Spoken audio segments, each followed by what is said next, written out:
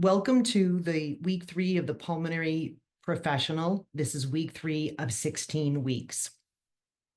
This course today is going to focus on pulmonary health and quality of life for residents in a skilled nursing facility.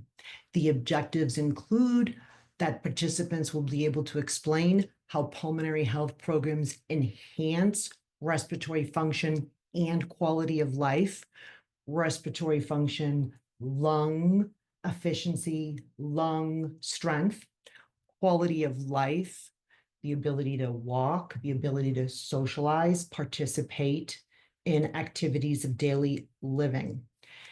Second objective is that participants will be able to identify therapies like breathing exercises, airway clearance, and treatments to improve lung capacity and mobility. The third objective is that participants will be able to discuss the role of a customized pulmonary program, specifically in language that you are familiar with, person-centered care. It's not having the same treatment plan for every resident, but having a treatment plan that fits the resident's needs.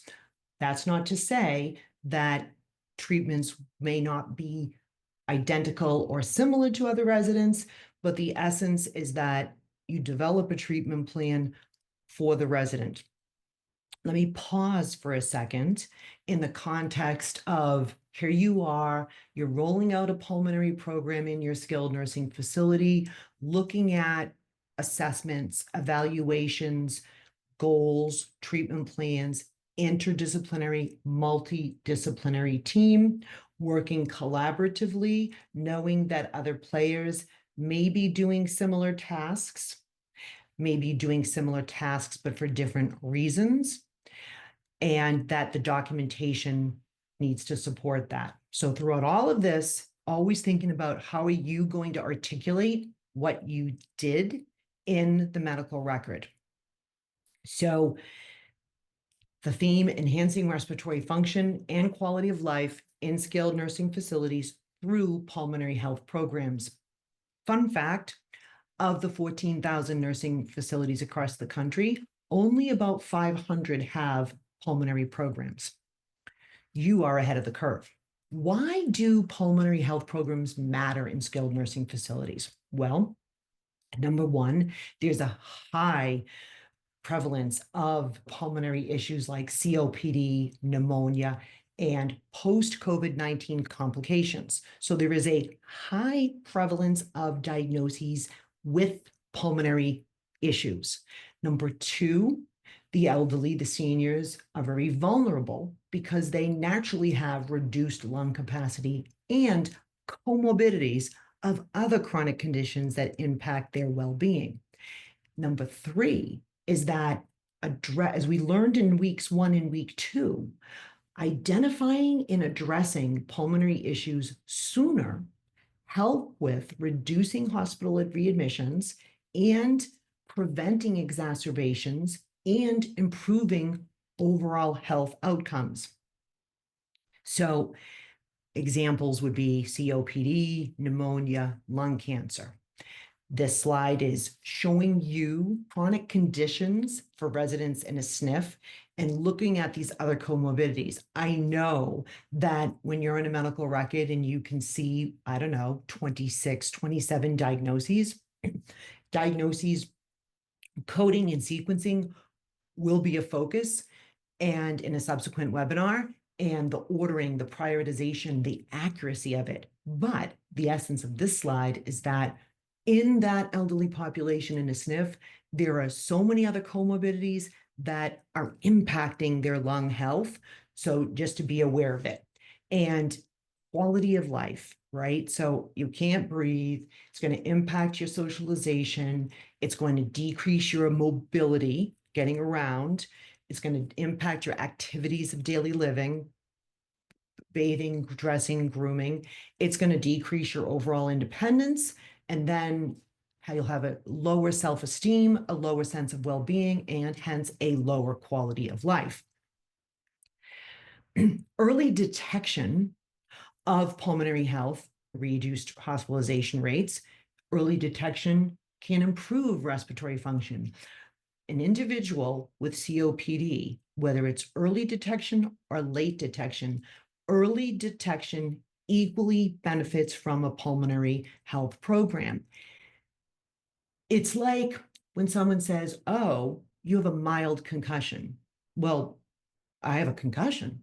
So mild, moderate, or severe, a concussion is a concussion. COPD is COPD. If they're diagnosed with COPD, we know it's a debilitating disease. We know it gets worse. There's really no cure for it. So in your head, you want to optimize the health that they have with what they have to the best of your abilities and slow the progression of deterioration. The other importance of early detection is you can decrease the complications and improve quality of life. The team approach is super important. And in week 1, we talked about interdisciplinary versus multidisciplinary. While they have different meanings, the message I want to get to you is that be aware of your team members and work collaboratively with them. It's super important that if a nurse, physical therapist are doing the same task, let's just say pulse oximetry, that your notes delineate why you are both doing it. A nurse may be testing the at rest, whereas the physical therapist may be looking at pulse oximetry with standing, sitting, and ambulating. So again, overall essence, improve and enhance lung function, prevent decline. Things that we will talk about throughout the course: oxygen therapy, airway management, nebulizer treatments, lung expansion therapies, and ventilator management. Many of you may not have ventilators, but that doesn't mean you may not in the future. And you don't have to have a vent program to have a patient that has a trach, and trach care comes into this. So what are some components, these are not all, of a pulmonary health program? Respiratory treatments, oxygen therapy, nebulizer treatment, CPAP, BiPAP, rehabilitation, breathing exercises, the medication management component between bronchodilators and inhaled corticosteroids, antibiotics, mucolytics, chest physiotherapy, meaning tapping on the chest. You can do it manually. You can do it with a machine. Both are done. Suctioning, postural drainage. And of course, we reiterate education and lifestyle modifications. Every time anyone talks about education and lifestyle modifications, they're always going to bring up smoking cessation. Why? Because smoking is the #1 cause of COPD. But it can be caused by other things, impurities in the air, working in environments of toxins, nutrition for lung health, and hydration for lung health. Now, how does pulmonary health physically enhance respiratory function? What you do is you improve oxygenation and your breathing capacity, decreasing the episodes of shortness of breath and increasing tolerance, increasing endurance for their activities of daily living, increasing the strength of the respiratory muscles, increases the efficiency of lungs. And that's where I'm going to spend a lot of time on today, is forced, breathing tests that we can use, the peak flow test. And I do have videos on this as well. So it just seems to be my theme. The enhanced respiratory function through the pulmonary health program decreases the risk for infections. It decreases the risk for complication. For example, pneumonia, exacerbations of COPD or other pulmonary issues. And then that medication management, the concoction, every individual is different. We are all different. We all respond differently to medications. We all respond differently to foods. It's finding the best medication regimen for that particular resident. The overall quality of life, to reiterate, increasing an individual's independence, decreasing their reliance on supplemental oxygen, decreasing their reliance on caregivers, improving sleep and energy levels. Just so you know, lack of sleep is more detrimental to your health than not eating. How's that one? So lack of sleep, no sleep, within 3 days, it increases your risk for death exponentially.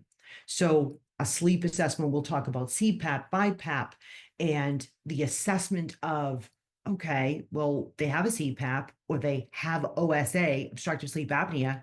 Do they have a BiPAP? Do they have a CPAP?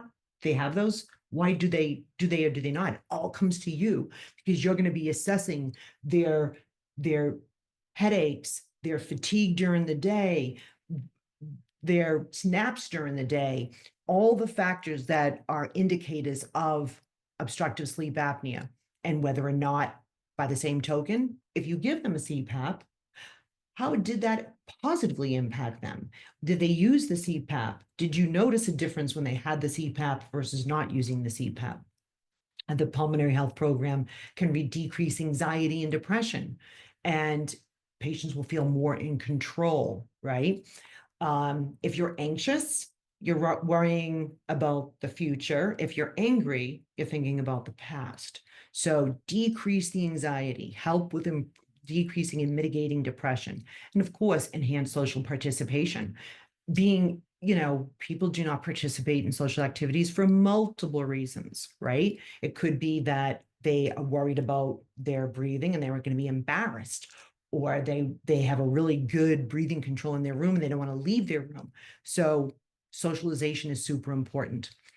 This is a sample case study, but it's really not about the case study. It's about the outcome.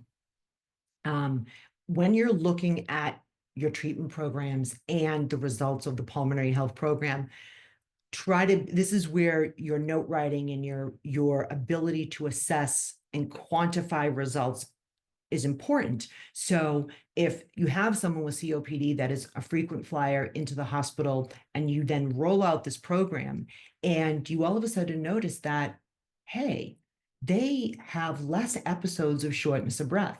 How are you going to know if they have less episodes of shortness of breath if you didn't track it before? So making sure that you have an ability to track, document, and identify the improvements. Inherently, care professionals know that what they did will be helpful, and they have it in their head. It's very hard to take what's in your brain and put it on paper because you're a caregiver. So it's just putting that in the forefront of how are you going to articulate that in the medical record? And how do you know that there was a 50% reduction in shortness of breath episodes? You'd have to track it before. And the 6-minute walk test distance, we will get into that in the future, but improved 6-minute walk test distance. Well, what does that entail? Well, give me the distance.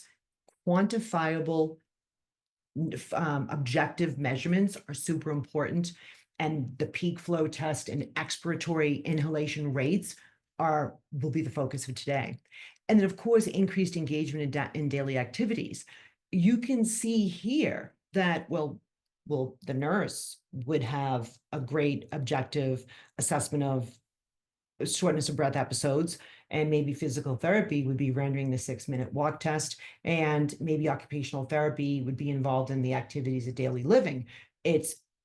That may be one situation. In another facility, it might be a different configuration of team members. Every facility is different. The essence of this: improved oxygenation and breathing capacity, stronger respiratory muscles, decreased infections and complications, and optimized and effective medication management. For food for thought for you, and you think about your specific facility, how can you implement / improve care in your SNF? Do you have any challenges in providing pulmonary therapy, pulmonary health, and any experiences with pulmonary successful programs? You just think about that. Now, overall, if you're looking at this timeline, the timeline is milestone 1, that you implemented a program. You know you're going to put this program in place because you're going to address the needs of long-term care residents. Remember now, yes, I get it. You have Medicare Part A patients. They're typically subacute or short-term. this is geared towards the long-term care population. In 2010 is when the regulation came out, and there's a big focus on helping the long-term care resident manage and their COPD and other pulmonary issues. Not to mention, when COVID-19 came into play, the bigger awareness of health, of lung health. And number two is, doing a thorough assessment of the residents within the building, right? And they have an area of improvement or preventing decline gymnosibelius. Milestone 3 is developing personalized care plans that include evidence-based interventions, respiratory therapy, medication management, education, that you as a group have a multidisciplinary approach to delivering the program. And number 5 is obviously monitoring and adjusting the program. Remember now, in anything you do, whether it's your skilled nursing facility operations, your department oversight, there's always a CQI. There's always a constant, continuous quality improvement. And that's not a bad thing, meaning what you do today may be different in a year because you've refined it. You've improved it from feedback and your experience. We only become better when we make mistakes. Failures are what produce success. So it's okay to fail or make mistakes because you want to learn from them. And again, just some global challenges. Obviously you have decreased mobility and activity with residents that fall into this domain, and the regular practice, physical therapy, regular exercise, pulmonary health, and you risk of infections and vaccinations and all those things can be incorporated into it. Now, here is the sort of focus of today's 60-minute session. I want to discuss forced vital capacity, that's FVC, forced expiratory volume in 1 second, FEV1, diffusing capacity of the lungs, DLCO, and peak expiratory flow, PEF. These metrics, it might be overwhelming in the beginning, but just like, how did you just chunk it? I say you chunk it. Today's objective is that you are aware of these, that those words are in your brain. The quiz does not have any questions on these. So, but it's going to ramp up. Remember, I told you every week's going to get more intense, more intense. So, whoa, what is this? This is a graph and a forced vital capacity, FVC. The videos I have for you will demonstrate how to do these assessments, these tests, these procedures, okay? And it's a respiratory measure used to assess the lung function. And the schematic, while it may be overwhelming today, I assure you by the end of next week's, you will be experts at it. What is FVC? Okay, it is the maximum amount of volume of air that can be forcibly exhaled from the lungs, right? And any of you do Bikram yoga? I've done it for 21 years, maybe 23 years actually now. But we start Bikram yoga with a breathing exercise and we end it with a breathing exercise because it's all about the lungs and clearing out the carbon monoxide, the CO2. And these tests allow health professionals to identify if there is a deficit in the lung capacity. So FVC, forced vital capacity, is blowing out. So it's an exhale with your maximum effort. It's not just the normal exhalation. It's a procedure, okay? And then it's done after taking a deep breath and filling the lungs with much air as possible. And it's a pulmonary function test.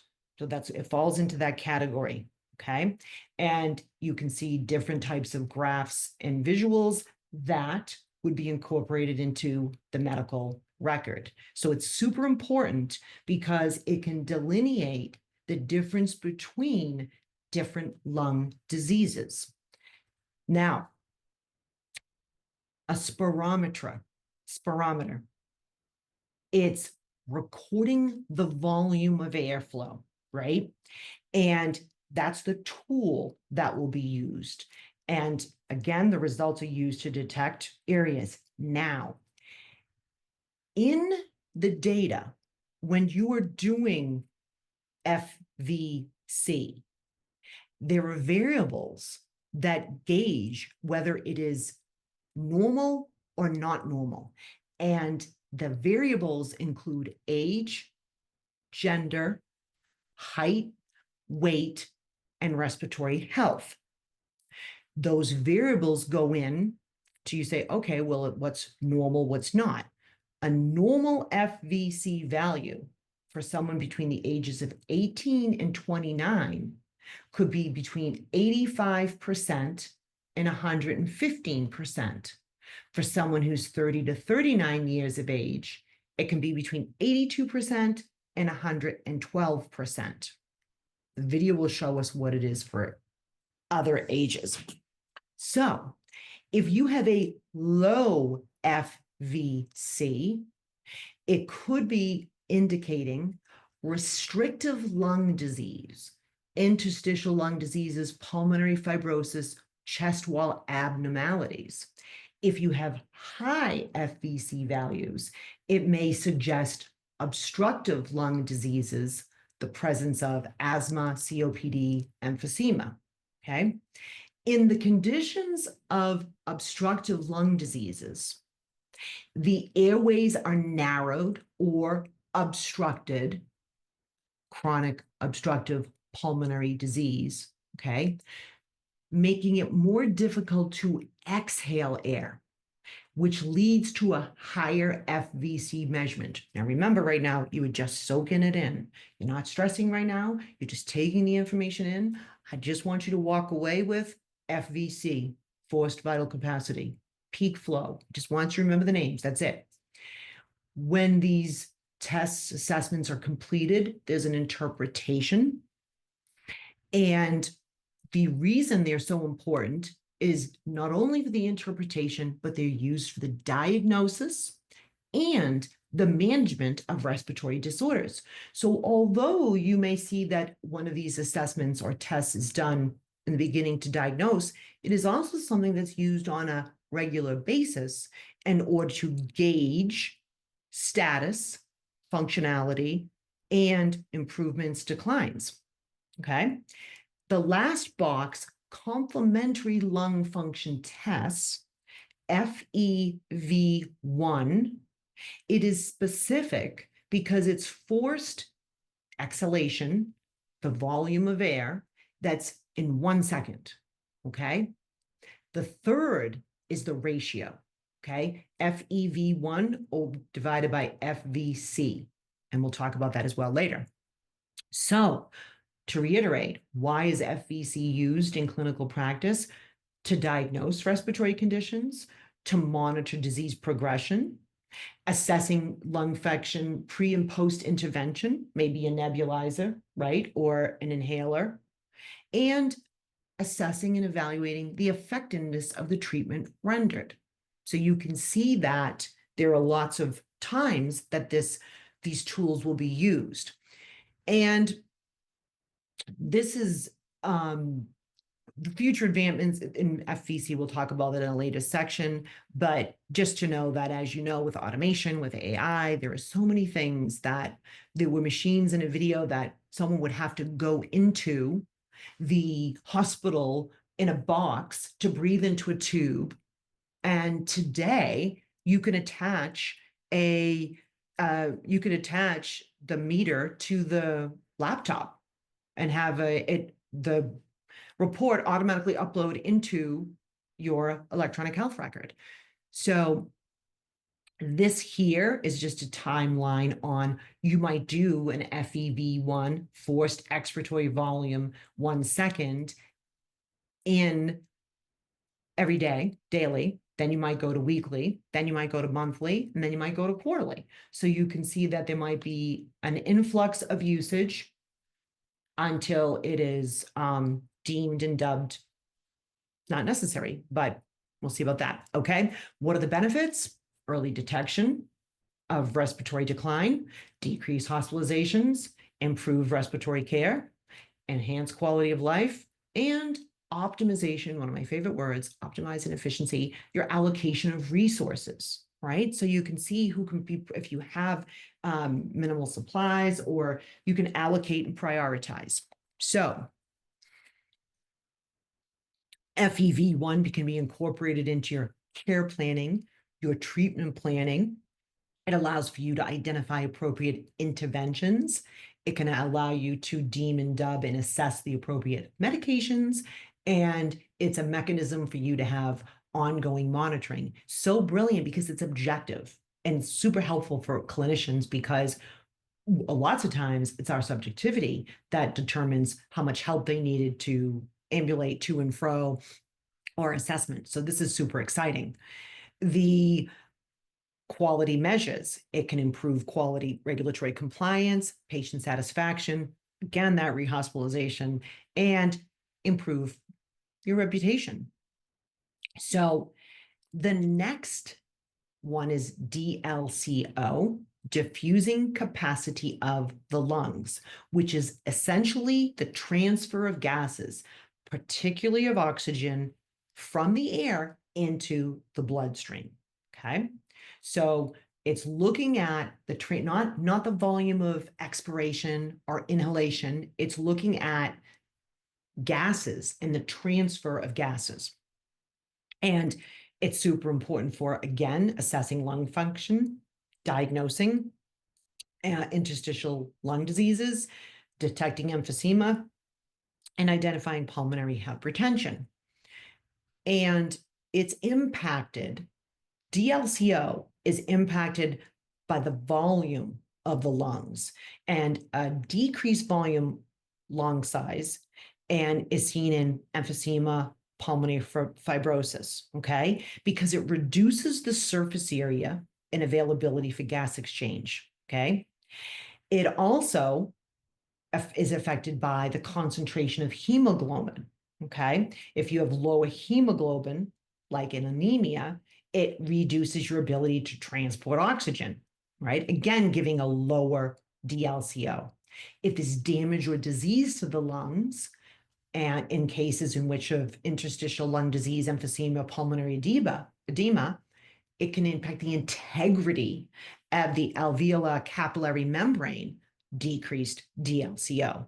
And ventilation perfusion mismatch and can happen with like a pulmonary embolism, COPD, and then your carboxyhemoglobin levels.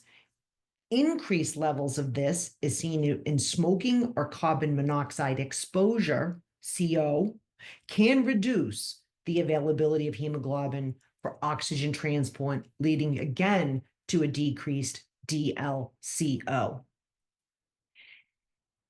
They're going to take a deep breath, carbon monoxide, and measuring the amount of carbon monoxide gas, and then it diffuses into the air sacs, into the bloodstream, and it binds with hemoglobin and red blood cells.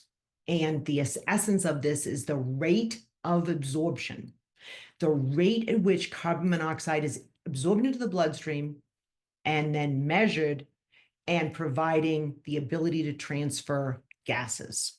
And what can it show? Interstitial lung disease, emphysema, pulmonary hypertension. So that's the interpretation of DLCO, the percent. For someone who's 30 years of age, be 95%.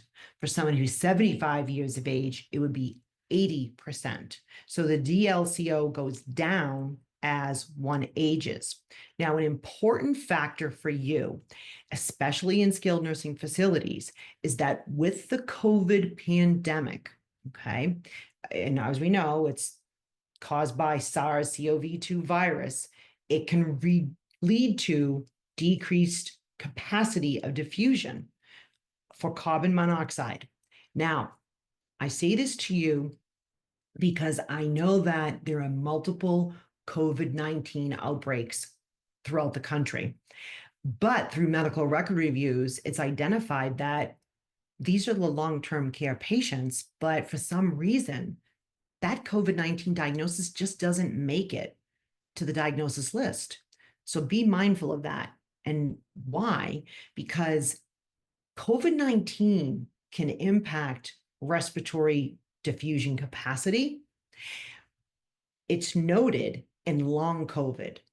And a resident can't have long COVID if they never had COVID-19. So be very mindful today of when you have a COVID outbreak, and are you actually putting that diagnosis in your medical record?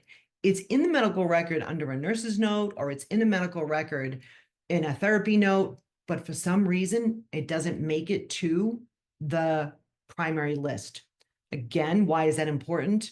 Because the regulations of this program are focusing on not acute care, but long-term care. And acute COVID is different than long-term COVID. So be very, and these tests will help you identify if someone has long COVID, especially if you have the data pre and post COVID. The next one is the PEF, peak expiratory flow. And it's another tool to assessing lung function. It's a measurement tool. And it's measuring the air speed, okay? That's a forceful exhalation, okay? And I'll show you the video that shows how to do it, when they do it, and the technique for it. And in this forced exhalation, you are going to make sure the person is standing up and that they haven't just had a treatment, an inhaler or a nebulizer. And it's used to assess overall lung function, and it's also used in diagnosing conditions like asthma. And this particular, I just love the schematics here, just to give us, I've dissected 2 bodies head to toe. It's like the human body is just amazing. So it's, to reiterate, the PEF is measuring the maximum rate of airflow during the speed, okay?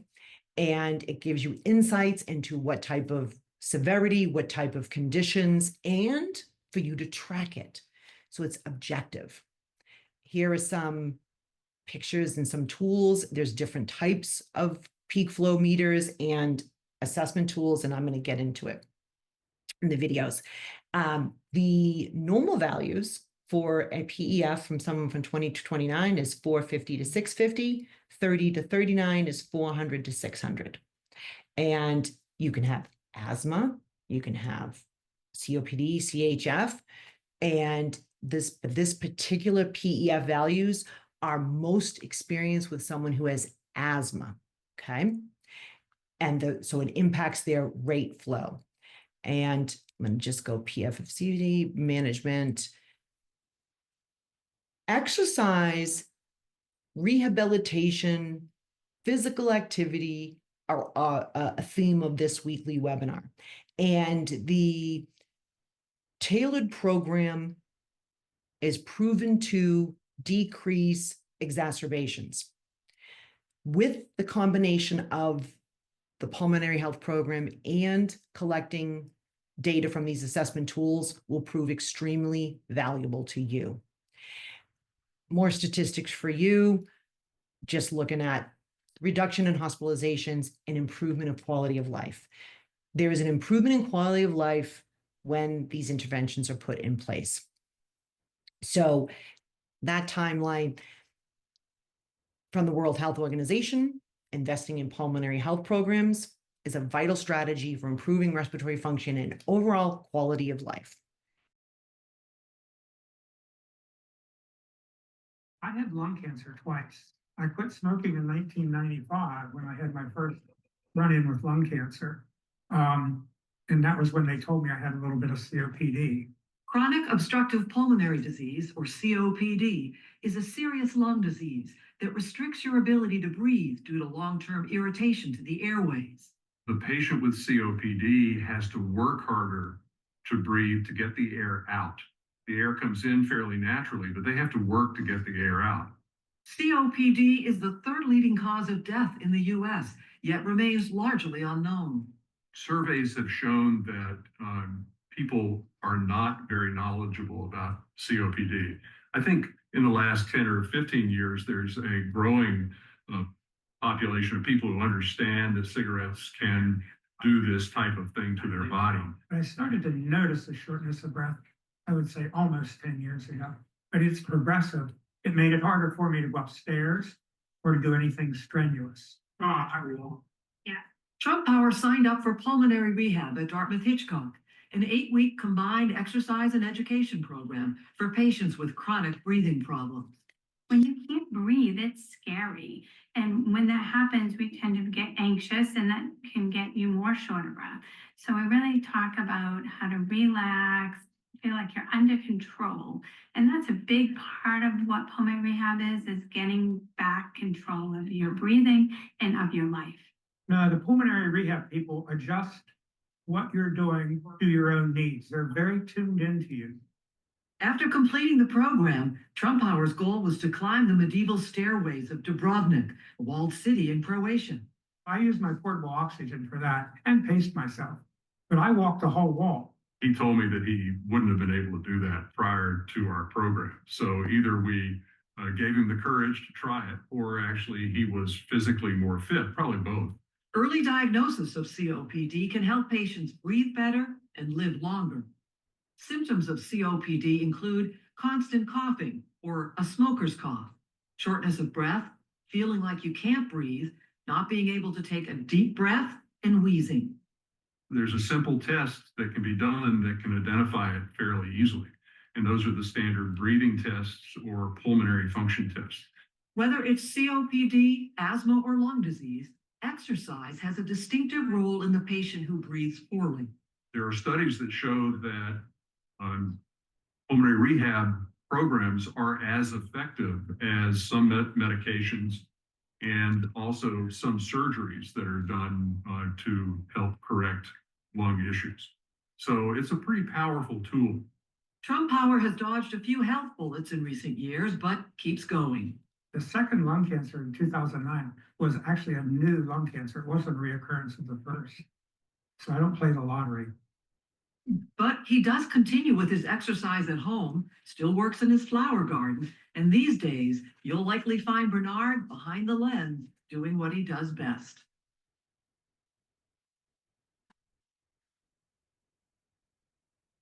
This video demonstrates how spirometry and peak flow tests are performed and how the results can be interpreted. Respiratory function tests are important in the diagnosis of lung disease, such as COPD, asthma, and pulmonary fibrosis. Spirometry is increasingly used in the primary care setting, and so it is important to be familiar with the procedure. For spirometry, you will need a spirometer and a single-use mouthpiece.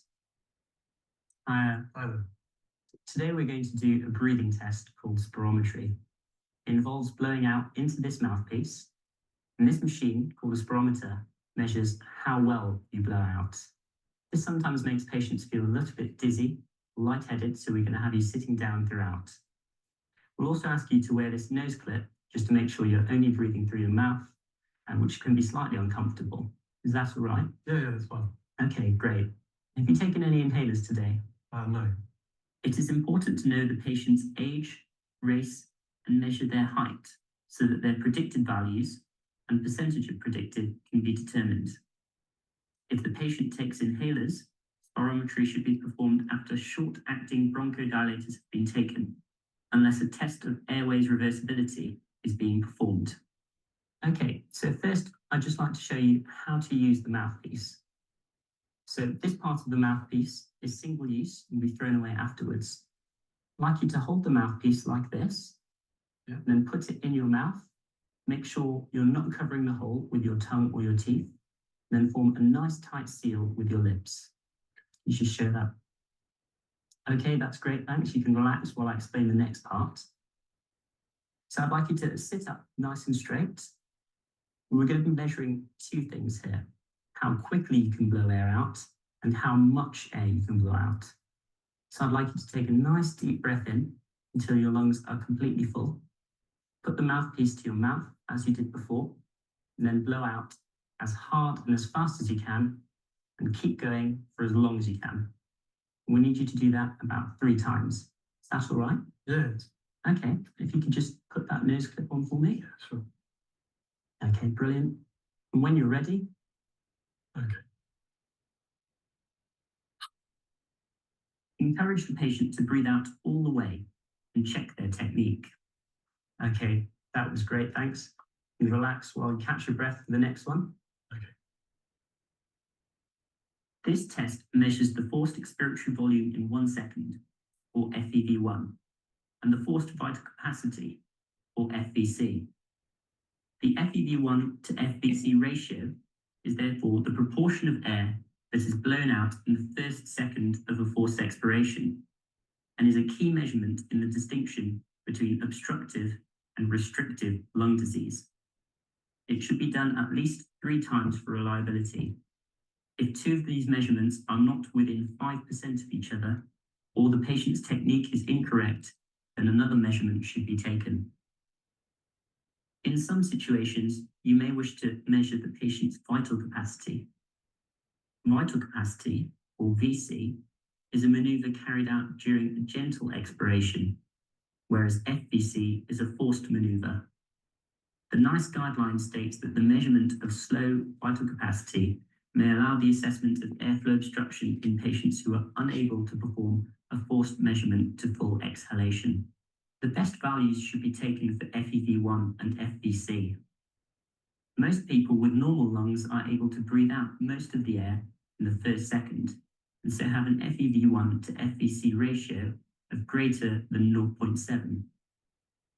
In obstructive lung disease, the FEV1 is reduced, as the obstruction reduces the rate of air escape without affecting the vital capacity as much. The lower the ratio, the more severe the pathology is likely to be.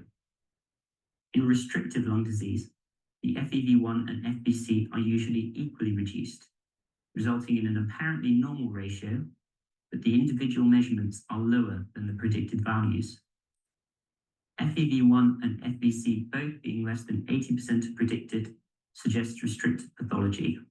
For peak flow measurements, you will need a peak flow meter and a single-use mouthpiece. So now we're going to do a test called peak flow, which involves you blowing out into this tube. Peak expiratory flow rate is very simple, widely available, and commonly used in both the diagnosis of asthma as well as in the monitoring of response to treatment. So for this test, what I'd like you to do is stand up, hold the peak flow meter like this, take a nice deep breath as before, and form a nice tight seal around the tube with your lips, and then blow out as hard and as fast as you can, like this.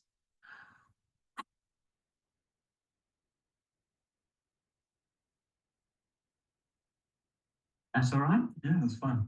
The peak flow reading should be taken either standing or sitting up straight to ensure good expiratory effort. As before, it would be important to ask about the last inhaler use to put results in context and to measure the height to compare results with predicted values. Okay, and when you're ready,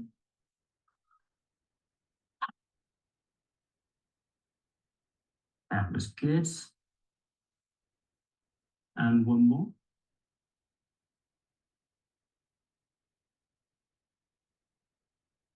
The best of 3 peak flow readings should be taken, although if done correctly, these values should all be quite similar.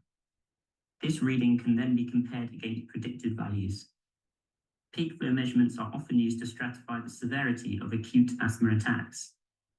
A result of 50 to 75% at best, predicted, suggests a moderate exacerbation. 33 to 50% suggests acute severe. Less than 33% suggests a life-threatening episode. Low or variable peak flow measurements, particularly with morning dipping, with corresponding symptoms, are supportive of a diagnosis of asthma. and significant improvement in peak flow after bronchodilator use is particularly suggestive of asthma. In both spirometry and peak flow measurements, poor patient technique is a common pitfall. You must ensure that the patient forms a tight seal with their lips around the mouthpiece and does not obstruct airflow with their tongue or teeth. Demonstrating this can help. You should ensure the patient is making a good expiratory effort by breathing in fully, sitting straight or standing, and blowing out powerfully when required. With good patient technique, results are consistent. Imagine taking a deep breath in and blowing out all the air as fast as you possibly can until you cannot blow any more out. That's what we call the forced vital capacity, and that's the total amount of air that you can blow out of your lung given an unlimited amount of time. Now imagine doing exactly the same maneuver, but seeing how much comes out in the first second only. We call that the FEV1. Normally, if we were to take the ratio of that, it should be equal to or greater than 0.70. So if you cannot blow out at least 70% of the air that you can blow out in the first second, that's a diagnosis of COPD. Select the test you would like to perform. FVC, shown as forced spirometry. Report the patient's sex by selecting from the drop-down menu. Report the patient's race by selecting from the drop-down menu. Report the patient's height by filling in the height. Units are country-specific. Report the patient's weight by filling in the weight. Units, again, are country-specific. Report the patient's age by filling in the age in years. When you are complete, press OK. Your breathing capacity, how much air you can push in and out of your lungs, will be tested using the vital capacity test, or VC. The VC measures the maximum amount of air you can exhale or blow out following a deep breath. The spirometer will measure how much you have exhaled. This test will be done 3 times to assure that we have measured your best efforts. Please start with normal breathing. Then, I want you to take a huge inhale until you feel your lungs are completely full, and then exhale hard until you feel your lungs are completely empty and you cannot blow out any further.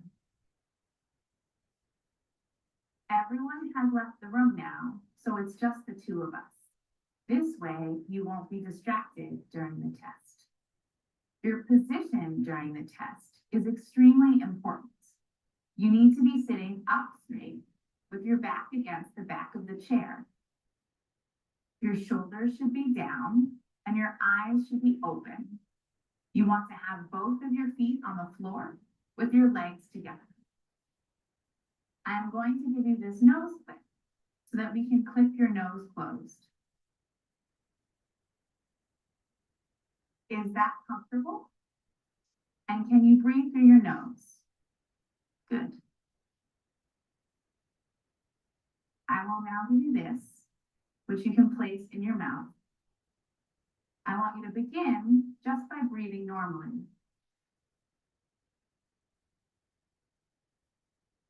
On the next breath, I want you to take a deep inhale and fill your lungs as much as you can. A very deep inhale and blow out hard. Blow out all the way hard, hard, hard. Keep going, keep going. There's a little bit more left, a little more air. 2 more seconds. Blow, blow, blow. Good. Good job. Once the testing is complete, you will be able to select different options on the device. You can press again if you wish to perform another test. You can press reject if the device indicates that the blow was insufficient. You can press results to view the results of the test. Here, you will be able to review the results from all the tests you have done.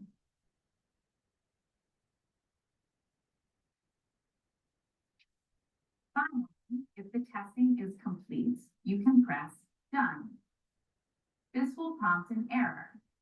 If you press Yes, you will be able to review your results again. To print the results of the tests, press Print on the main screen of the device.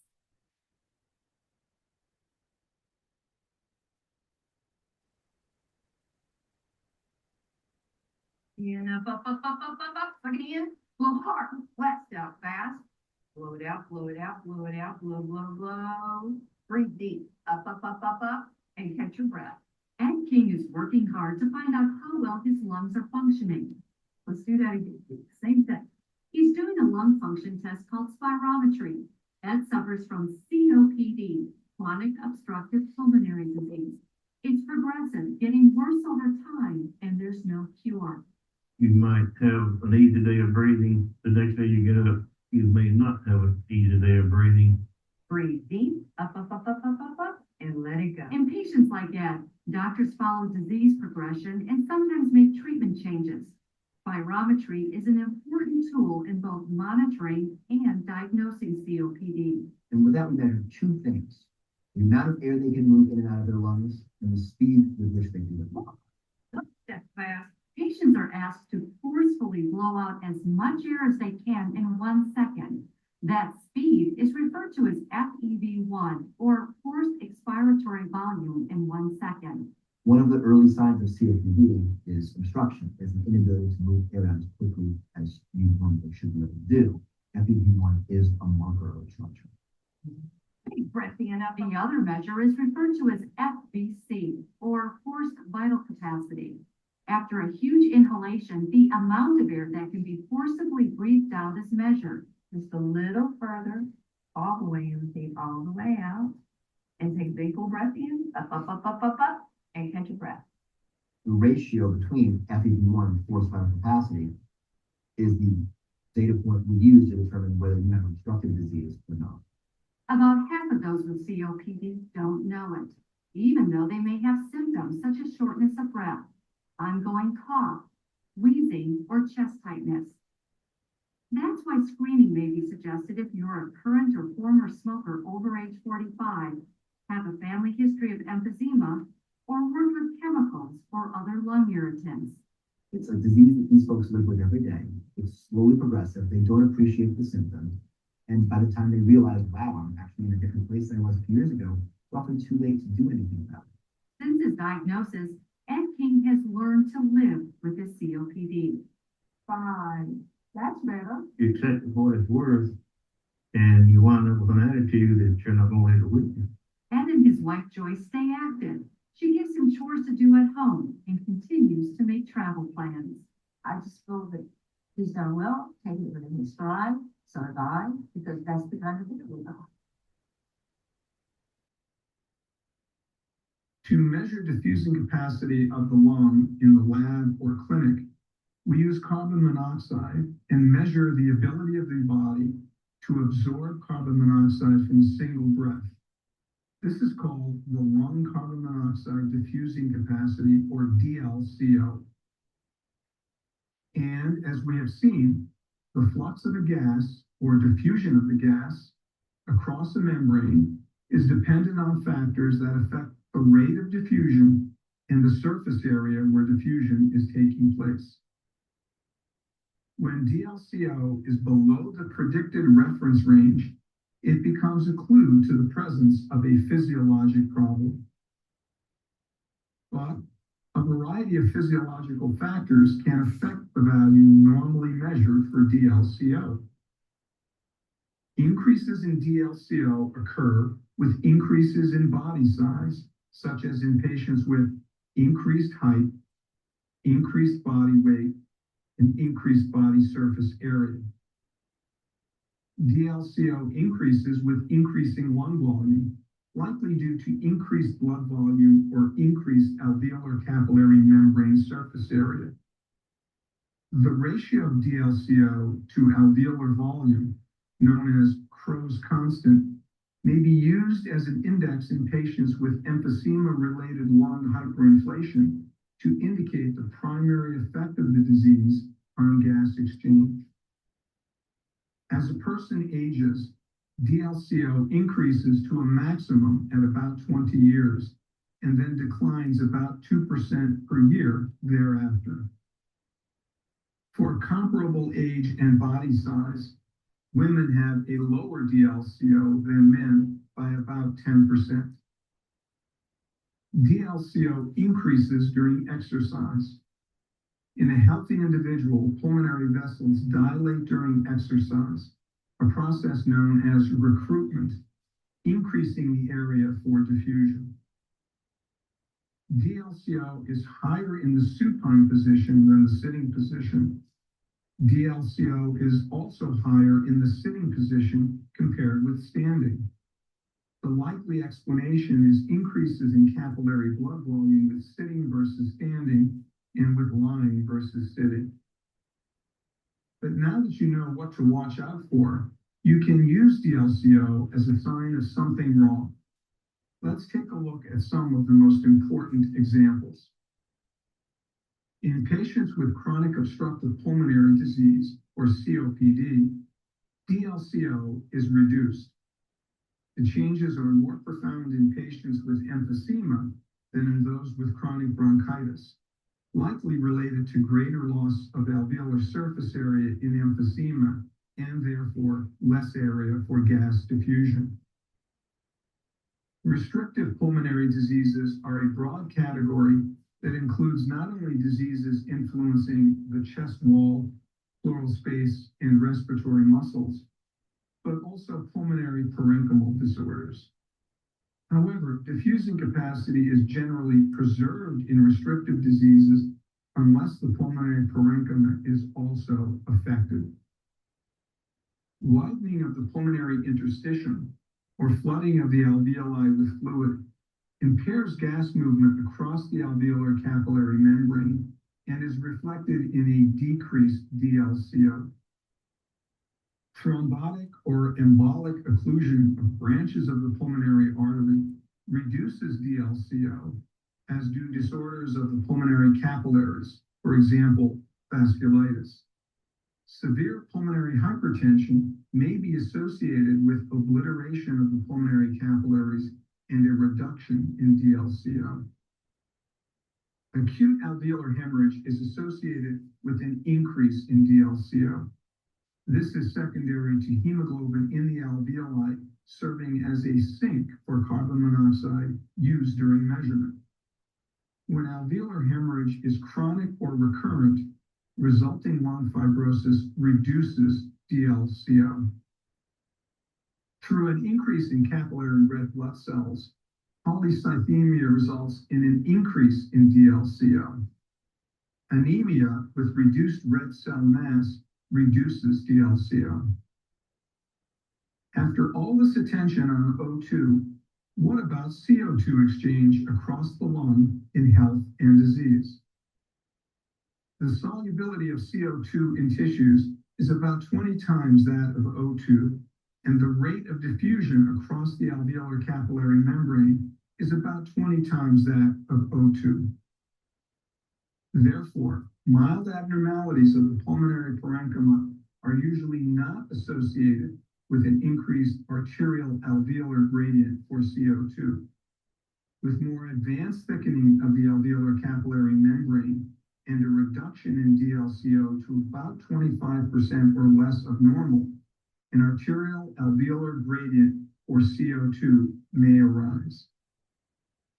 So, measurement of DLCO provides a sensitive, albeit non-specific measure of the overall gas exchange function of the lung and serves as a useful clinical measure in the search for underlying lung disease. Overlooking a reduced DLCO can delay early diagnosis and treatment of a disease.